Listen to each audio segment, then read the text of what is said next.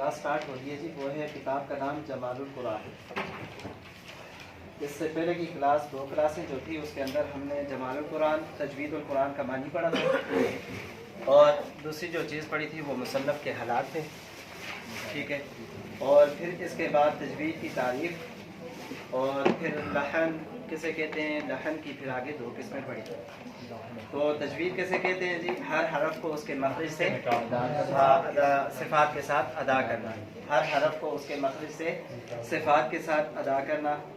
اور پھر دوسری جو چیز پڑھی تھی وہ یہ تھی کہ تجوید کے خلاف قرآن پڑھنا، غلط پڑھنا یا بے قاعدہ پڑھنا، 3 چیزیں تھیں، تجوید کے خلاف قرآن پڑھنا یا غلط پڑھنا یا بے قاعدہ پڑھنا، اس کو کہتے ہیں لحن۔